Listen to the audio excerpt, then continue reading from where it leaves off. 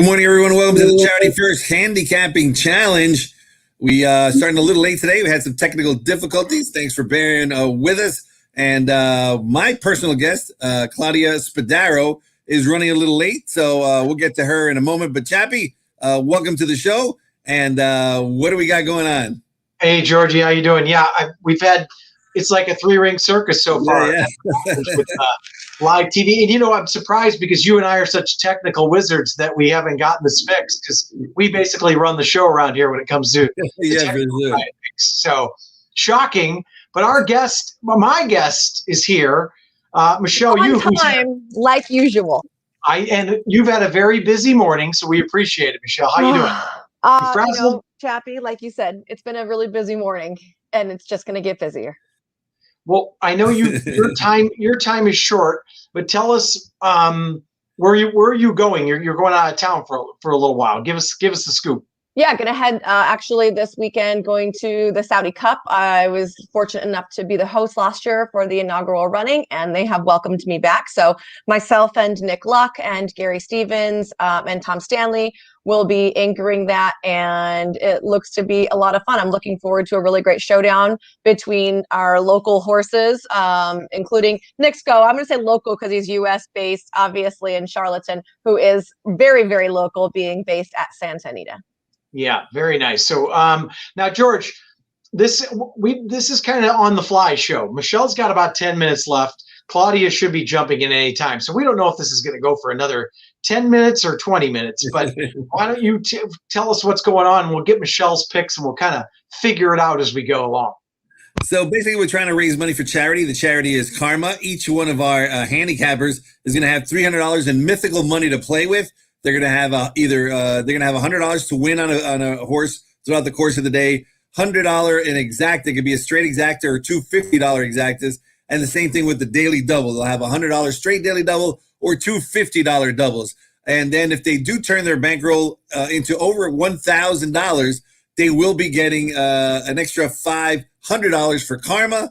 And so today, like I said, Michelle is going to be here probably for the next 10 minutes or so. And then we'll bid her adieu. And then hopefully Claudia will be on. If she's not, I'll give you Claudia's picks. She did send them to me via text, and she's going to try to be on it because these women are busy, man. They're hot. They're wanted. We got lucky to have them here even for 10 minutes. So, Chappie, why don't we start out with your guest and see what her picks are through the course of the day.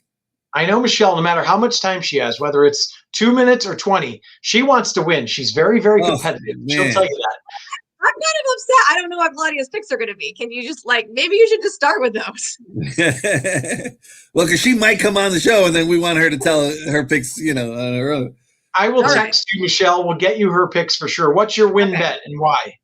So my win bet, we're going to go to race number 2. I believe it is anyways, with Bye Bye Miss Pie, because first of all, the name is just amazing, right? Huge fan of this name because back in the day, I was a huge Don McLean fan. Actually, I had a record player in my bedroom, and my mom had given me her records, and I used to listen to the full-length 8.5-minute version of Bye Bye Miss American Pie, and the sire of this, Billy McLean's music. So I think it was just a great name. So I liked her from the get-go. And then I started watching her works, and she looked like she worked really well. And I thought she was going to be really, really good on debut. Unfortunately for her, she mixed up with Pharaoh's Heart, who was really well intended from the Mark Glatt barn. And while she was unstarted as well, I think Bye Bye Miss Pie, she never really got to the bottom of herself in the morning. She was never really challenged. So I think that when they were in a duel, she just didn't know what to do exactly. I think the race under her belt is really going to move her forward. And I hope to see an improvement off that second place finish she ran first time out. Yeah, I know that the barn has been very high on this horse. And like Michelle said, showed plenty of talent in the mornings. Didn't break very well, but I think, like she said, needed that battle-tested first race. Should be all set for race number 2. And Michelle, just to let you know, before you came on, George and I have been singing Bye Bye Miss American Pie for about the last 45 minutes, haven't we, George? I know every word and every verse. Yeah, sure. Yeah. I love Don McLean so much that I went out of my way when I was in charge of hiring bands to play at Hollywood Park. And remember the good old Friday nights there? Michelle was always there. And I went out of my way and said, we got to get this guy. I love this guy. I love this guy. I love this guy. They were like, nah, he's not a guy. I said, no, we got to get him because I love Bye Bye American Pie. I love the other song, Vincent. He just had some great songs. And he came and he was wonderful. But I don't know why. I guess I'm just old. Like nobody showed up. It was like 37 people in the audience. And I was like, you guy gets. Uh-oh. I hope we didn't lose him again. Well, Chappie, you and I, it's getting down to brass tacks here. And I think Bye Bye Miss American Pie is about like an 8-minute song or something. You guys were right, but it goes on forever. Pharaoh's Heart they really, like you said, they thought highly of that one. Was entered in the Santa Monica. I think is scratched and is going to run on Sunday or Monday. But certainly that was a one that was well meant. So Bye Bye Miss American Pie can certainly be waving bye-bye to them in the stretch. All right, so Michelle, let's go ahead. I know because your time is short. Let's get to your exacta, $100 exacta, and why. My exacta is actually an exacta box. It's not going to be a straight exacta. We're going to flip to race number 5. And I used 2 horses there. I used the 2 Boru off the class drop for Vladimir Surin off the layoff as well. But it appears to me that this horse is working very well in the mornings. Broke the maiden for 50 or 62.50, whatever. 2 starts back. So 25 on 2 is perfect spot, right? You cut the maiden breaking tab in half, and that's where you want to come back if you want to get a win. So I love that angle for Boru. I also used the 3 in there, hard count. You got to go on XBTV and watch the workouts for this guy. He's just been working really well, in my opinion, for Falcone. He's run competitively in non-2s before. It's always a question mark at what non-2 is going to be competitive with Santa Anita's non-2, but I think that Falcone's putting this horse in a good spot, and he's been training amazingly on the dirt, and he's a turf horse. So I'm going to use the 2 of them as my exacta box. Yeah, and Boru off the long layoff, but obviously well-intentioned. Vladimir is good off the layoff, and Rispoli is signed on as well. So 2-3 exacta box. Georgie, what are your thoughts so far? I mean, definitely. Falcone is one of these trainers that has really taken advantage of the sunshine bonus that we've been offering here, bringing many entries here. They're all seem to be really live. He's doing a great job, and that one's very live. Boru, just the layoff is really the only question. On Thoroughgraph numbers, just towers over this field, but it is the layoff. But Vlado's excellent, as you mentioned, with the layout. So I think it's a wonderful exacta box to end the early pick 5. All right, let's get on with the double, Michelle. Where's your double going and why? Okay, so my my big whole day is gonna land on Bye Bye Miss Pie. So I'm using her to kick off my double. And then I am going to go to race number 3. I'm going to use the 2 in their Disco Fever. This horse, this was a great claim by Richard Baltus, let's be honest. She ran for maiden 30, and she was beaten that day. He claimed her off Sadler. He jumps her up to maiden special weight, but here was the kicker. He put her on the grass, and she was a clear winner that day. Well, this is going to be an excellent use of conditions because the starter optional here is for fillies that haven't won 2 or this claiming price, but they had to have started for a certain claiming price. She just fits it super square on. I love the way she has been working, in my opinion, so easily. Don't let the workout times belie you. If you go watch these works, she's got her ears flicked up. She could have gone much faster in all those. So that's going to be the second half of my double. So the 2 Bye Bye Miss Pie 2 in race 2 to the 2 in race 3 Disco Fever. Okay, so the double is now. You said the double is 2 to the 2 or 2 to the 2 and 3. 2 to the 2, right? Okay. And then my exacta box is in race 5. I think that graphic was messed up. Yeah. Okay. So it's $100 double straight. 2 to the 2. Did I do 2 to 2? I did do 2 to 2, 3. Let me see. No, it wouldn't have been 2, 3. That's for sure. It's got to be 2 to the 2, right? That's why I was very curious when I had seen that the exchange vows. So okay. So it might have been 2-3 to the 2. I mean, it might have been 2-3 to the 2, or no? No, it's 2 to the 2. It's race 2, number 2 to race 3, number 2. Okay. $100 straight. I had to check. I was certain, and then I saw that. I'm like, maybe I sent the wrong thing in. $100 straight. Okay. You know what, George? Why don't we go ahead and let Michelle? We're no rock paper scissors today, because let her go first. Yeah. I forgot. We have to pick a tiebreaker.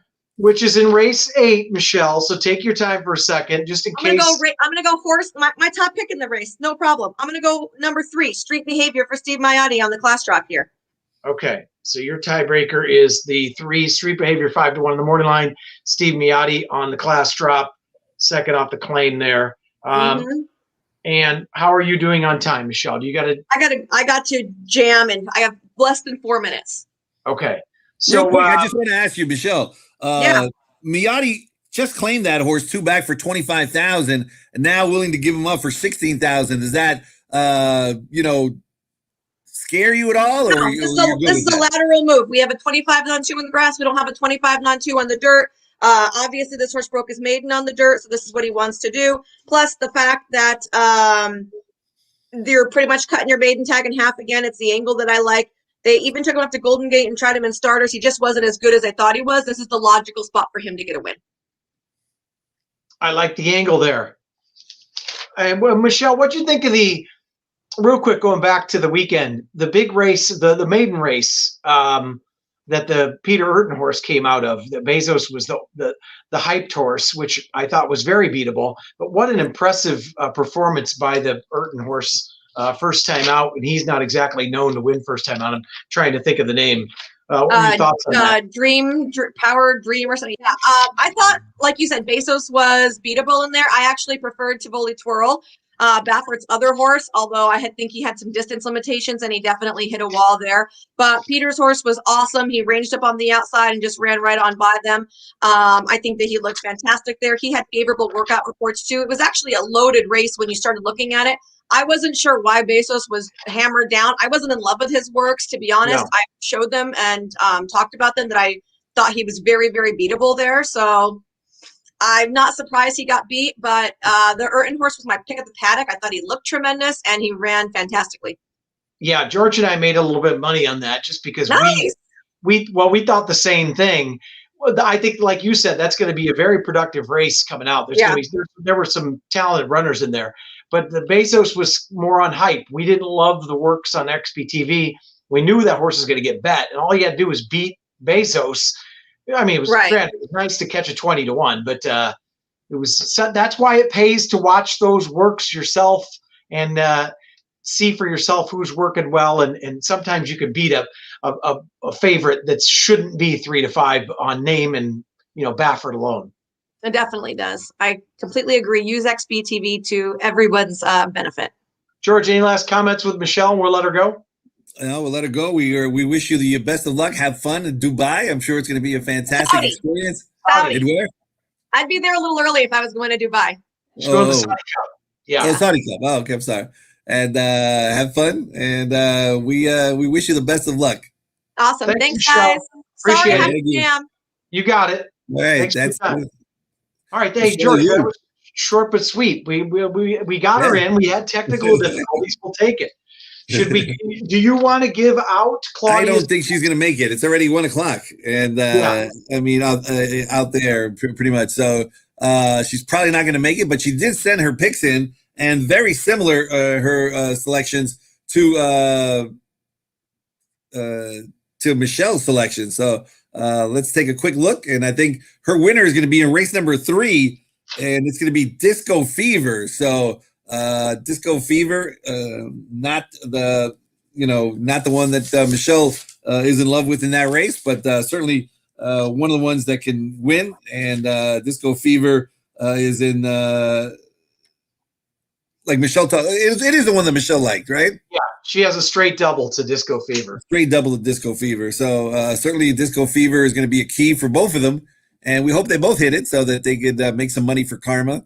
And she also has starting in race number 2, she's got a straight $100 daily double, and this is where they passed. The daily double that Michelle had was 2 with the 2, and Claudia's got the 3 with the 2. Ream to the 2. So pretty interesting that they're kind of in the same realm there for their daily doubles.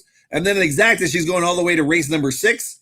And in race number 6, she's got a 1-7 Exacta box with Crankin, who takes a massive drop from maiden special weight to maiden 20, like all the way down to maiden 20. This is one of those head scratchers that, cranking could either win by 7 or be cranking in 7th, kind of deal. And number 1, Tiger Song, who has been second, and second, so has a little bit of second-itis, but can certainly break through with a win for Al Marquez today. And that's her exacta pick. She's been extremely busy. We apologize for you guys who thought you were going to see her today, but she's, she's hot. She's in demand, and hopefully we'll see her next time if she happens to pass by this round, moving into the next round. Well, I'm going to let you turn into Claudia and pick the tiebreaker just in case in race 8. Oh, right. So, Michelle has the free street behavior. I'm going to go with Next Revolt for her. I'm going to give her Next Revolt. Number 4, First Time Pratt. That's always a good angle. First Time Gelding. That's a good angle. It's got tactical speed. So let's see if it comes down to a tiebreaker. We're going to give her Next Revolt, number 4 in that race, number 8. Big weekend this weekend. Don't forget, we've got racing on Monday. So we got special racing Monday, racing on Valentine's Day, and you can they still have time to get that Valentine's Day card. If you didn't get it, you can get it for free with a small donation at santanita.com. They came out pretty good. Yeah, they're wonderful. We've had a great response to it. So hopefully we got a couple more days. Get them. Everybody seems to love it. And first post 12:30 every single day the next 4 days in a row. So looking forward to a long, productive, terrific weekend. And we're kind of the only game in town with a couple of the racetracks, including Oaklawn, not running this weekend. Yeah, they announced that they're not going to be running at all, that their big race is going to be moved to like February 20th or something like that. So, this could be a good opportunity. And all through the Stronach tracks, we've got some excellent things. I know in Maryland, they got the sprint championships. There's a mandatory payout at Gulfstream Park on Saturday. And also tomorrow, there is a big race for 3-year-olds, the El Camino Real Derby at Golden Gate Fields, our sister track up north. And so that's going to be a big, exciting race. And I think you froze on us again there. All right. Well, I think we lost George. We're looking forward to tomorrow's contest again at 10:30, and also the El Camino Real, as he was talking about. Many of these Southern California horses are heading up north for that, including the Michael McCarthy Rumbauer, who is the morning line favorite. So, Georgie, I see you have a great look on your face, and I want to thank Michelle, you for coming on. We miss Claudia. Looking forward to tomorrow. We will be on at 10:30 sharp tomorrow. Everybody have a great day. Good luck, and we appreciate you coming along. We'll talk to you tomorrow. Thanks.